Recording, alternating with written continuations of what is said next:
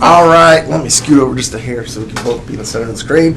Hey, Facebook world, this is Dr. Brian with Dallas Synergy Chiropractic. I have strides from the natural sunlight kind of coming through. We have Heather here from Brain Balance. All right, so we're going to be talking a little bit about that. So just introduce yourself, let Facebook world know who you are and what you do. All right. Hi, I'm Heather Wells. I own 2 Brain Balance centers in Dallas, a couple in Houston, and I'm on the National Advisory Board for Brain Balance. Wow, that's awesome. Yeah. We work with kids all the way from 4 years old, 3 to 4 years old, all the way up through college. Figure out what's going on underneath the surface. We're not about, well, same as you. We don't want to put Band-Aids on symptoms. We want to get to the root and figure out what's going on because we want everyone to live their highest quality of life possible. Absolutely. Awesome. Yeah. Okay, so let's go a little bit more into, so that we got what, 4 to 18? We actually go through 25 now. Okay, Yeah, that's all right. changed. So a little larger age range here. Okay, so 4 to about 25. Yeah. All right, so that's a wide range. What is a typical kiddo or college student coming in to see you for? Like, why would they be looking for you? One of the main things is they're getting in trouble in school. We have kids who are getting expelled or suspended. They're, sometimes labeled as defiant or impulsive. They have a lot of attention problems. Sometimes they are sort of misconstrued as being lazy or task avoidant. Yes. But I'm huge on maybe they're churning, maybe they're sprinting through life and they're running out of steam. So what's going on? And a lot of times it ends up being executive functions. We look at over 900 functions. Wow. So we can customize a program. But yeah, trouble learning and social emotional behavioral. Okay, Yeah. Very neat. So that's a lot going on there. Okay, Yes. That's a lot, right? So that's what we see a lot in our office too. It's kids with executive function or dysfunction, right? Yeah. So very neat. What is a typical as far as program wise? Like, I know that's kind of hard because there's a lot in there, Yes, right? But right. kind of generically, somebody gets a hold of you. What's the next step from there? The next step, we schedule an assessment. People can come in for a complimentary center visit, but usually we will do a consult with them while the child is going through the assessment. But again, it's a ground up approach, not top down. So we are going to look at primitive reflexes, sensory motor issues. There is a wealth of research about the tie between our sensory motor system and all of those challenges. Absolutely. And then we also are going to look at literacy from a lot of different standpoints. It's very, very thorough. And we also, of course, have a nutrition component as well. Oh, really? That's not part of the testing, but that's part of the program.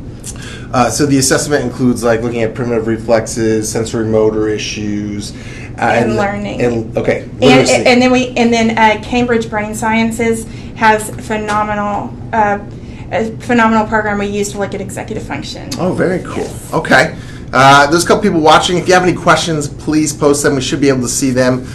So please, if you have any questions, please ask. Let's talk a little bit about the literacy because, here we look at primitive reflexes, we look at sensory motor, but we don't really look at literacy. So tell me a little bit more about that. That's a cool aspect to be looking at. It is.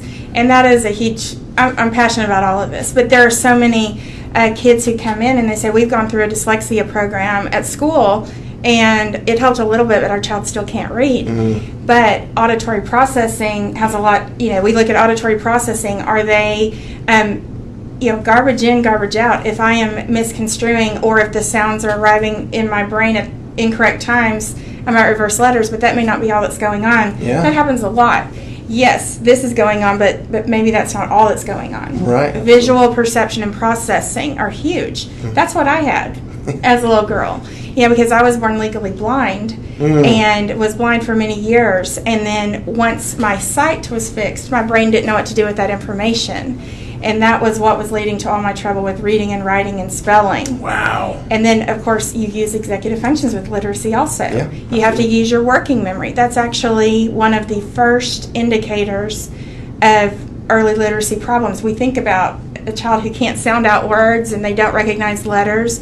But I have to be able to hold information in my head and use it as I'm reading. I have to be able to make inferences and predictions, and that's a lot of the reasons why kids who do seem to be doing well initially and all of a sudden what went wrong. Yeah. our executive functions start growing, as you know, in infancy. Yeah. But they don't become obvious until I have to use them independently, and that usually doesn't happen until about mid-second grade. But then each year beyond that, you're called upon with those executive functions just more and more.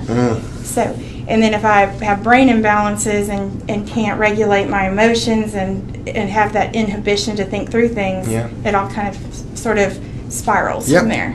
And they get all sorts of different symptoms, right? Yes. Oh man, I had a couple questions pop in there.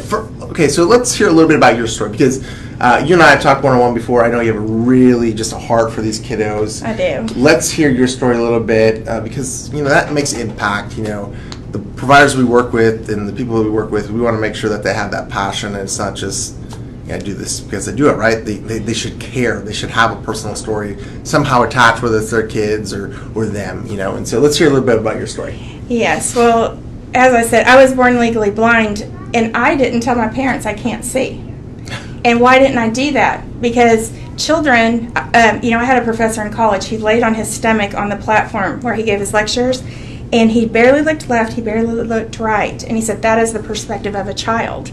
If that is your experience, you don't know it can be any other way. So we, just like kids can have equilibrium issues, and they may say my tummy hurts or I feel weird, but they may not say I have anxiety, which might be why they have it, or they're not going to say I'm dizzy if you're dizzy all the time, because I had tumors on both of my optic nerves. My equilibrium was awful. So when my parents took me to the doctor, he said, tell me anything you can see on the eye chart. I couldn't see anything, so he just said I was stupid. Wow. Yes. And so more years went by, and finally a nurse at church came up to my dad, and she said, I know what happened before. Heather cannot see. Take her somewhere else. And sure enough, I was blind.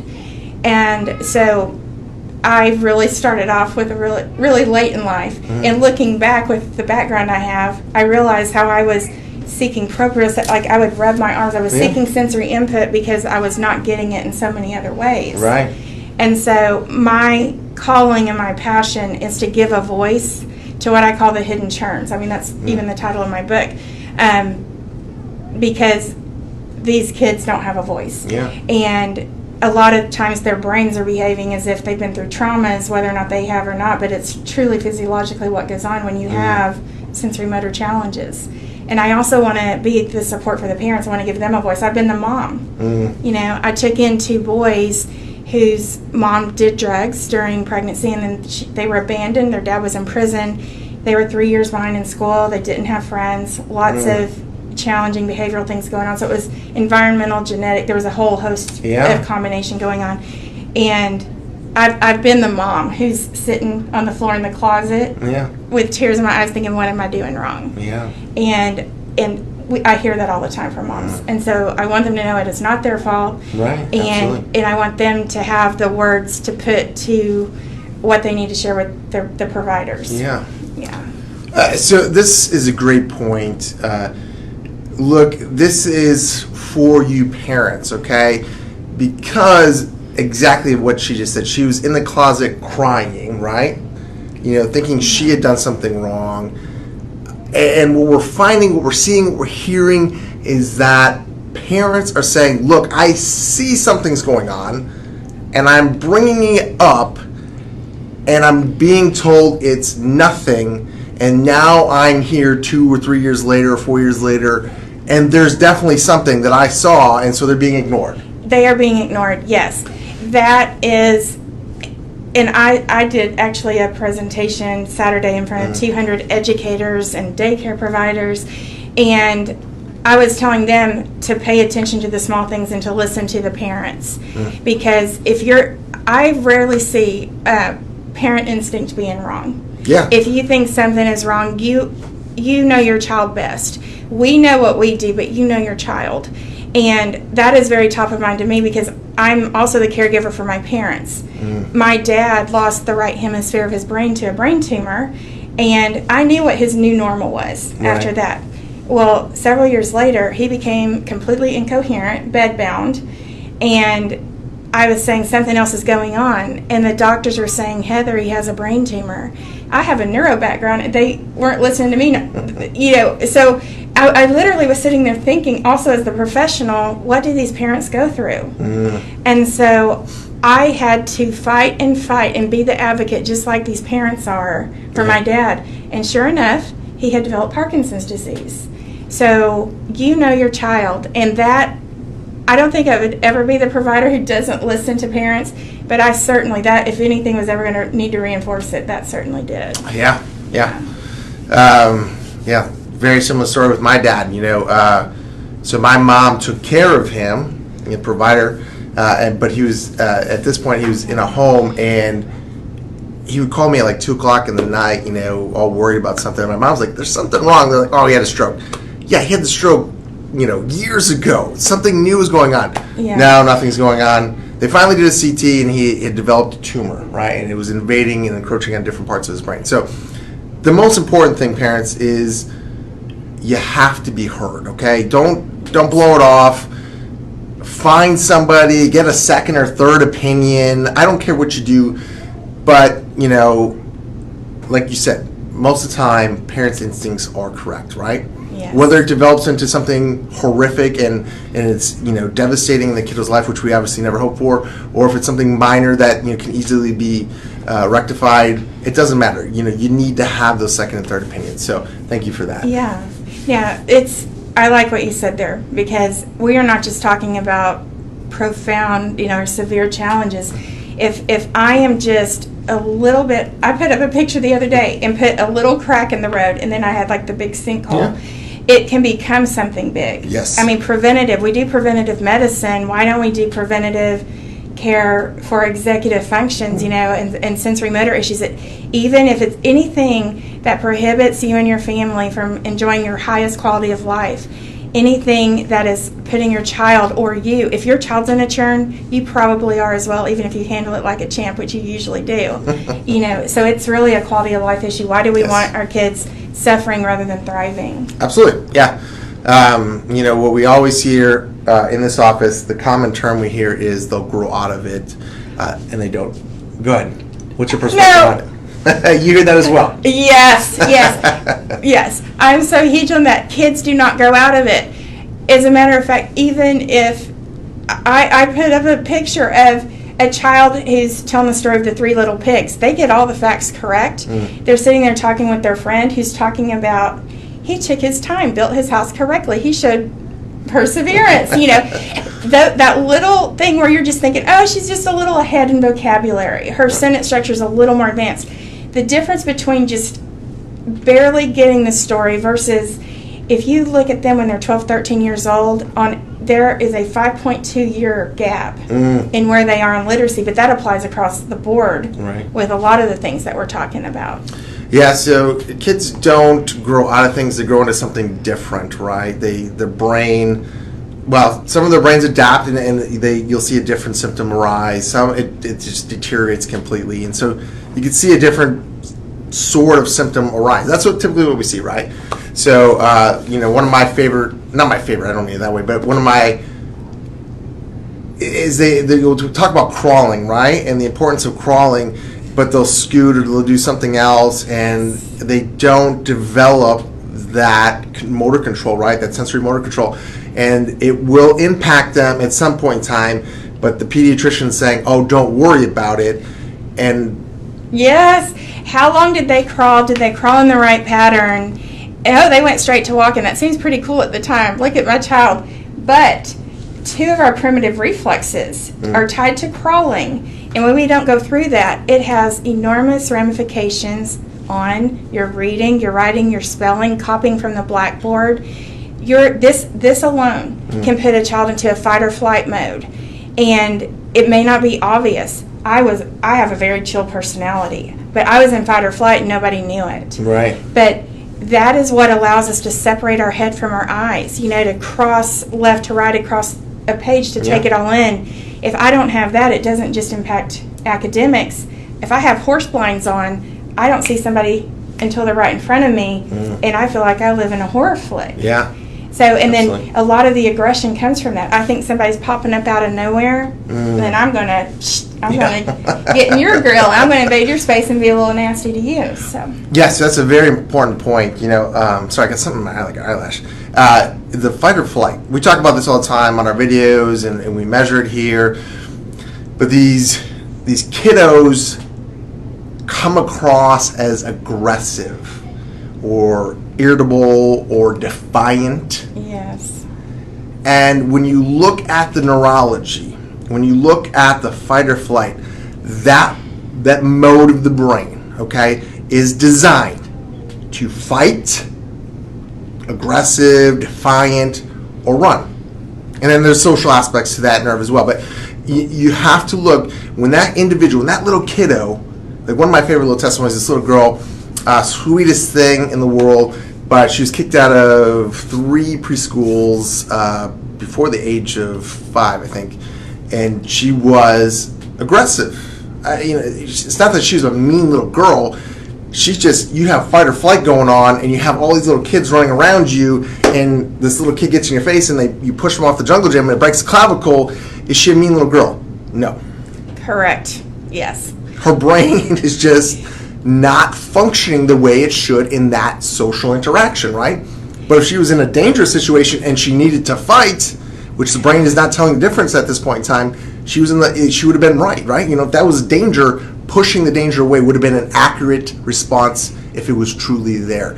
But her brain wasn't, deciphering the difference. And that is exactly, that is our guard dog. We have this guard dog of the brain that's on alert. Am I safe? They cannot make, if your left and right hemispheres, your approach and avoidance sides are off, we have some kids who would jump in the car with a stranger. They have no stranger danger, and you're like, don't do that.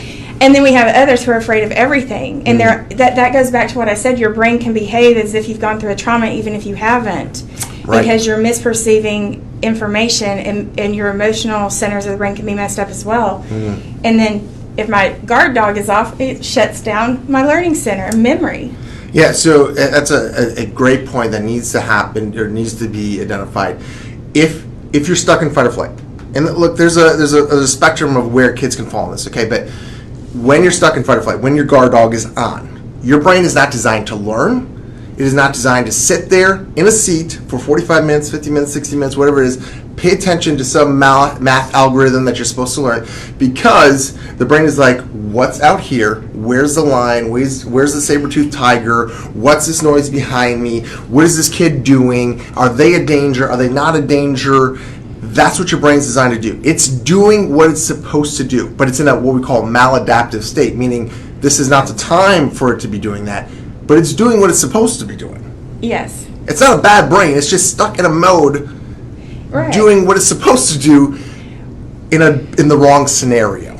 Yeah, and by the way, just as an example of auditory processing, it is not just about discrimination like we talked about with dyslexia. I need to know where sound is coming from. Right. That's something we take for granted. We don't think about that.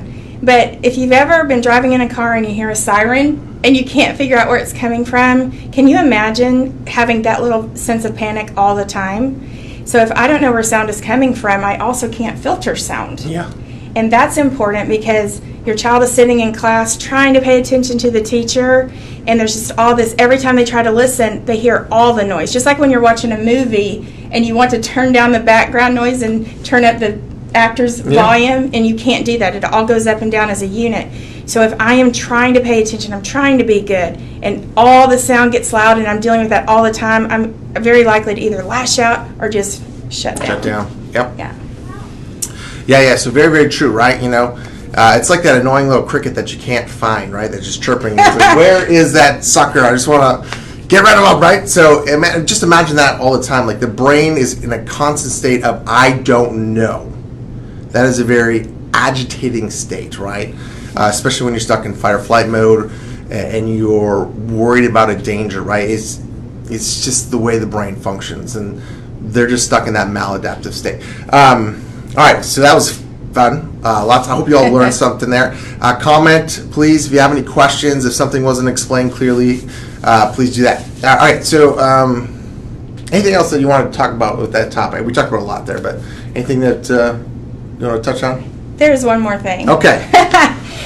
One of the things that I'm very passionate about getting across is very well-meaning teachers, professionals, and parents can say, just put a smile on your face. We're going to do this thing. You're not going to ruin this for the family. You're also plastering a smile on your face, trying to be positive. That seems reasonable. I am going to elevate the mood here and make it better for the family. It is a better idea is to ask your kids to put it in neutral. If we ask them to deny their anxieties or their emotions when they are developmentally incapable of doing so, we are telling them it is not okay to feel your feelings, and what happens is they end up internalizing those, and then there are bigger explosions later. We need to be very empathetic to their feelings. I'm so sorry you're going through that. But maybe teach them. One of my colleagues talked about birds in the sky. We acknowledge the birds, and what's going to happen? They're going to fly on by. If we acknowledge the anxieties, what goes up must come down. It's going to pass. We don't need to pretend that we're happy when we're not, because we are denying their authenticity. They need to know that we accept them the way they are. Put it in neutral. Maybe don't be a stinker, but also don't plaster a fake smile on your face. Right. In so doing, and then maybe good conversations are talking about what makes you feel scared sometimes at an appropriate level, obviously. But when our kids know that we also have a rainbow of emotions, it makes them feel okay. It's really important for their self-esteem. And character growth and development also, and them really getting a good sense of who they are, can set them up, can prevent them from getting negative ruts of thinking that are much harder to get over the longer they get ingrained. Yeah, that's an excellent point. You have to remember that with a lot of these kids, right, because their executive function is in dysfunction, they're not necessarily thinking the same plane of thought as you are. What may sound logical or, just like makes sense to you doesn't have to make sense to them, right? And so oftentimes we have very awesome parents, but they just don't understand why the kiddo doesn't understand. And it's because they're functioning in different parts of the brain with different, it's just different for them, right? Their world is not your world, and that is important to understand.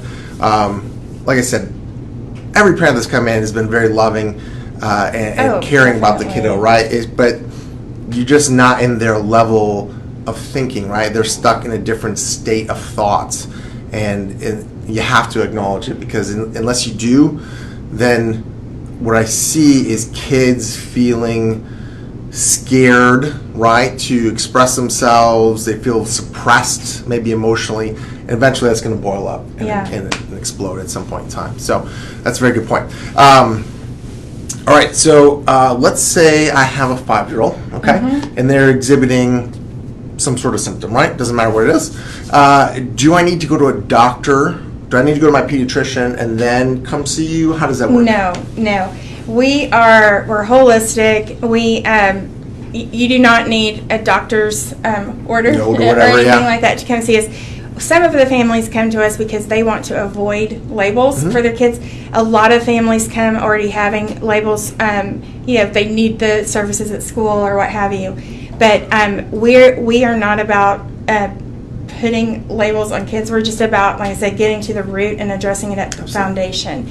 Our brains, the neuroplasticity of our brains is amazing. Yeah, and so it's all about growing new neural pathways, and that leads to the flexibility in thinking and emotions. If any of y'all have kids that seem to go from 0 to 60, or they have the same reaction to their pencil breaking as they do to a pet dying, that is a matter of perspective, and that is an inflexibility that comes from brain imbalance, and that is absolutely can be addressed. My dad, with his tumor when he was 60 years old, the way other parts of his brain grew pathways to help compensate. We don't want to live in a state of compensation when we don't have to. That's a quality of life thing. My dad doesn't have a choice. He literally only has half a brain.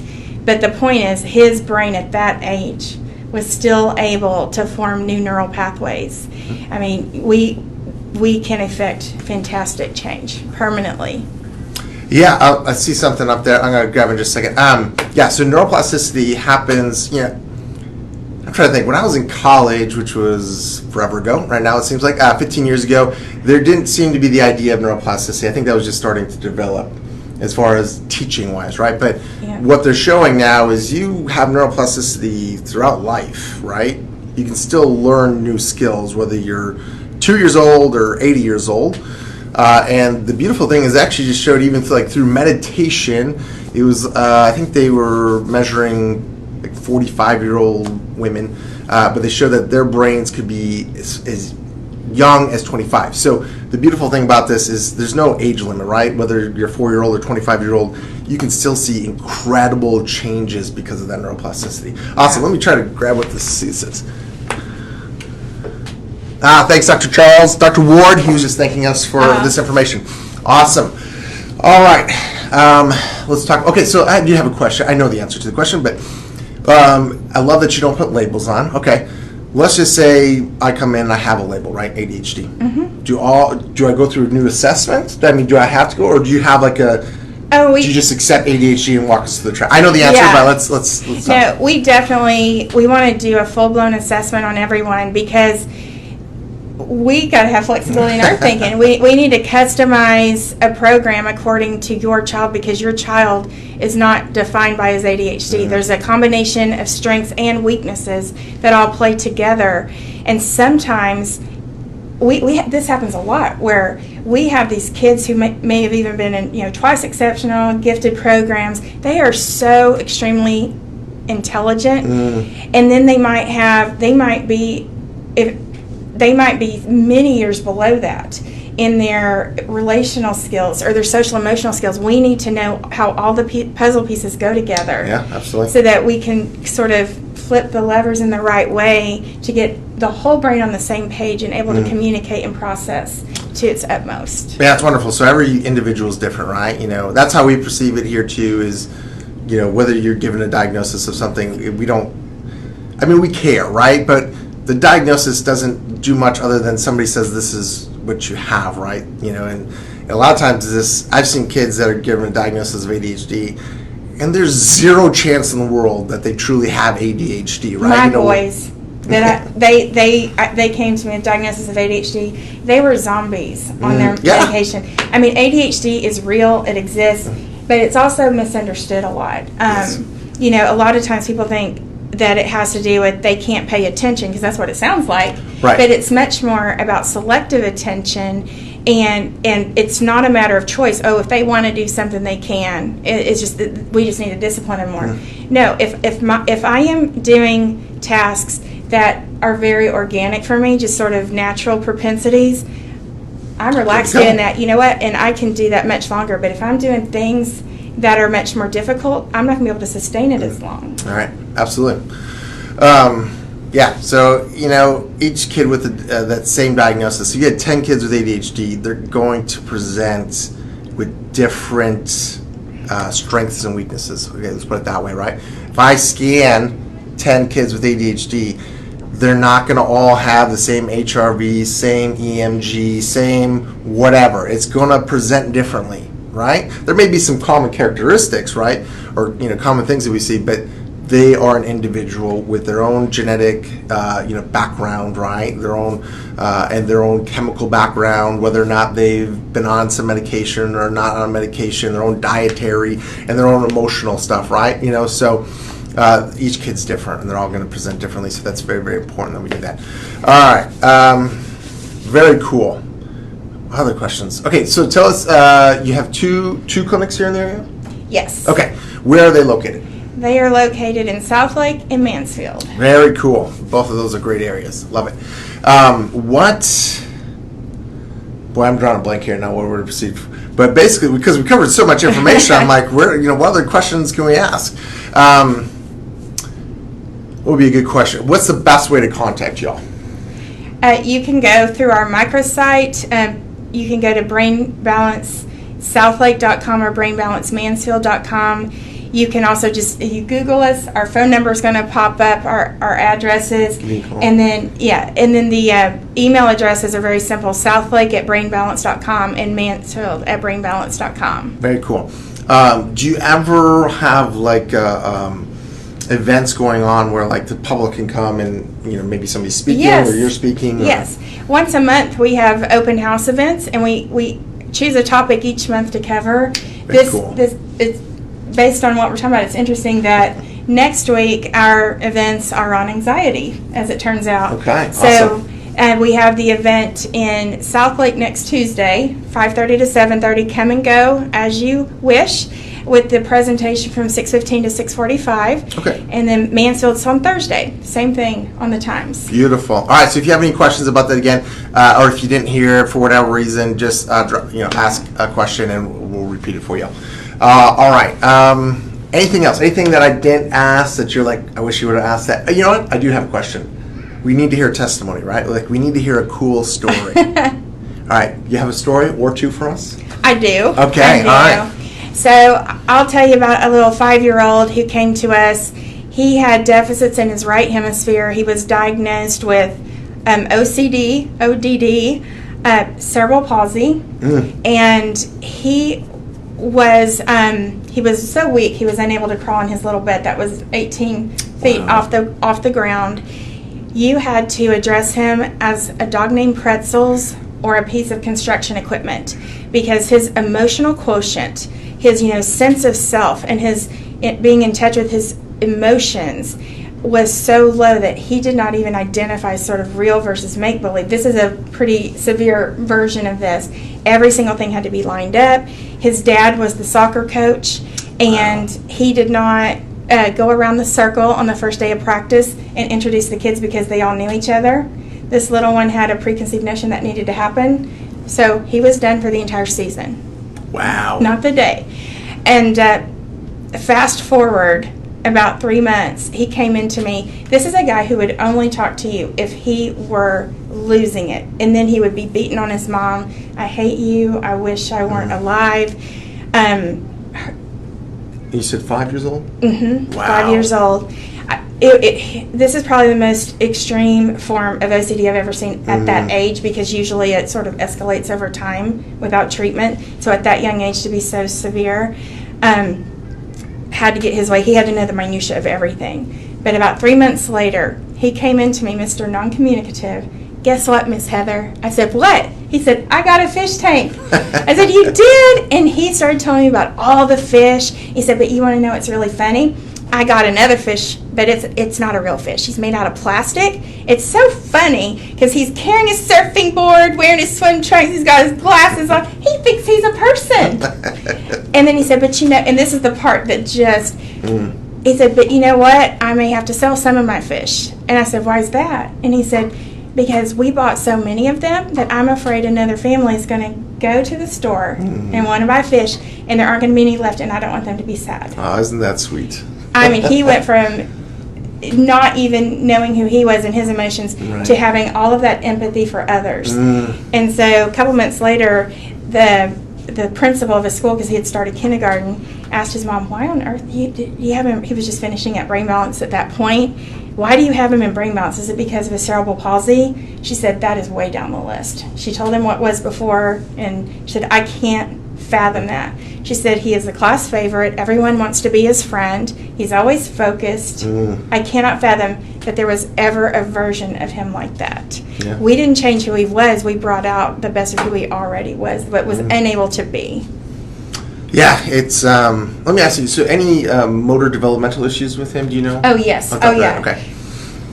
So, I brought this up in a couple of Facebook Lives, but there's a book called Eye of the Vortex, and it talks about how motor development, the purpose of this all is really integral to identifying self, to knowing I exist and where I exist in this world, okay? And so that's why I asked the question, right? If you have a kiddo with very poor motor development, they often don't recognize self, right? They don't have an emotional quotient, right? They are unable to essentially attach reality to themselves a lot of times, and so they have a disassociation with their actions, right? And their ability to communicate with these people and interactions with everyone else, their peers and everybody else. So it's just really interesting. You start young with these kids. If you see this stuff going on, don't wait, right? Don't wait. They're 12 months, doesn't matter. Don't wait till they're 5, right? Because although I love plasticity, you're better off stopping the development. The expectations keep going up, and the longer that goes, the bigger the gap becomes. Yeah, there's gaps that they have to catch up with, right? And so, the longer you wait, just the more that they have to overcome. Which, hey, I know both of us are willing to take on that challenge, right? We don't have a problem with that, but don't delay. Okay, if you see something, get that that second or third opinion. Trust your gut, parents. These things are real, okay? And if they're not crawling, if they're not doing things that you think that would be normal for that kid, don't get blown off by this stuff, because I love that he came in at 5, but look at the change in that kiddo, right? Yeah. If you start working on the nervous system, if you start balancing the nervous system, these kids that are seen as disruptive, OCD, they need to be on this medication. In reality, most of them don't need a lot of this stuff. They just need a little bit of help, right? They need that little push, somebody who cares enough to help them and sees them where they're at. So, all right, amazing interview. Had lots of fun. We learned a lot. Thank you for that testimony. Thank you for everything you shared. Thank you. I don't see any questions. Lots of people are watching. Thank you for watching.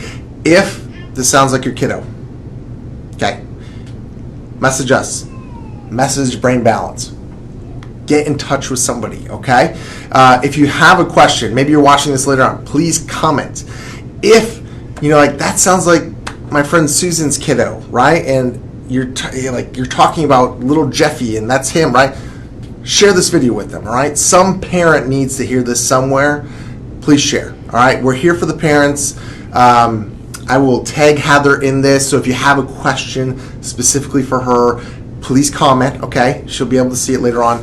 But thank you so much for watching. Thank you for any questions. Thank you for any shares. This is Dr. Brian with Dallas Synergy Chiropractic. And last chance to introduce yourself again. Heather Wells with Brain Balance. Amazing. We're going to have her back on, okay? So if there's a topic, you're kind of sitting in the background like, hey, I don't know, maybe they could discuss this topic. Please comment.